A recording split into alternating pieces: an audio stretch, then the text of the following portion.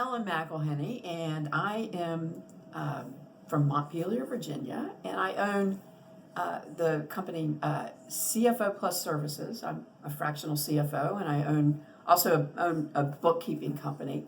I've been working with Rita for 5 years now, almost 5 years, and what I have gotten from working with her is focus.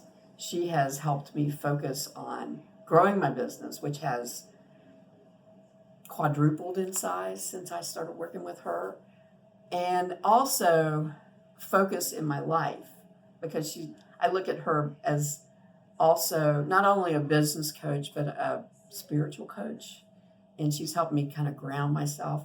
And so I decided to come to the retreat this weekend because I am trying to reconnect my my connection with God, and I know that she helps people with that, and it has been the most incredible experience. And I think that I'm going to be able to take back what I learned here, what I not only it's not so much learned here, but what I realized here, and it's going to help me do that and better my life. So my thanks to Rita, and anyone who's thinking about doing this, please do it.